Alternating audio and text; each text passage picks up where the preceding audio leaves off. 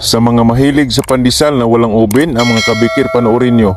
Pandesal, lutuin natin sa kaldero. Napakadaling gawin lang. Panoorin nyo lang ang video para malaman nyo ang paraan sa paggawa at paraan din sa pagluto mga kabikir. Napakasimple lang, kayang-kaya nyo ito. Ito ang ating mga simpleng ingredients. 1 3/4 cup bread flour or 1/4 kilo. 3 tablespoon sugar, 1/2 teaspoon salt, 1 teaspoon yeast, 1 tablespoon skim milk. Water natin 1/2 cup. Haluin ng kunti, ilagay natin 1/8 cup margarine. Tuloy lang ang paghalo.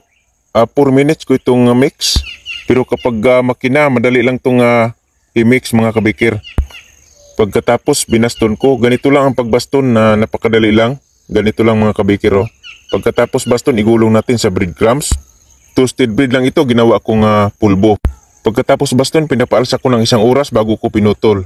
Ito mga kabikir, katang natin 1 oras na. Putulin natin sa gusto natin putol. Pagkatapos putol, pinapaalsa ko ng 45 minutes saka ko niluto.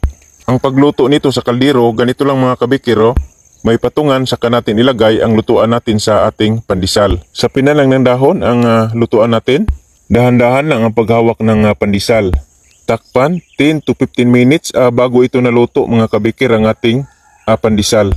Ito na mga kabikir, luto na ang ating masarap na pandesal sa kaldero.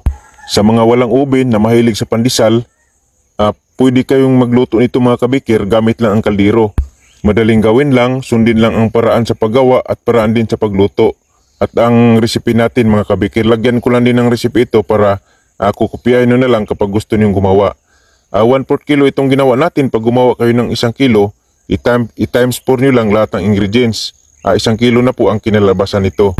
Mga kabikir, sana nagustuhan nyo ang recipe na isinare ko sa inyo ngayon. Itong simpleng pandesal na niluto natin sa kaldero. At abangan nyo pa mga kabikir ang iba ko pa mga recipe. Mga simpleng recipe na pwede nating magamit sa pangnegosyo. Pwede rin nating magamit sa pangmerinda mga kabikir. Mga recipe na pwede nating lutuin sa oven, sa kaldero, sa kawali at sa steamer. Marami tayong mga tinapay na lutuin natin sa kaldero at sa kawali. Dahil marami nating mga followers, mga viewers na walang oven. Para makaluto din kayo mga kabikir. At kung magluto kayo, umpisa lang muna kayo sa 1/4 kilo.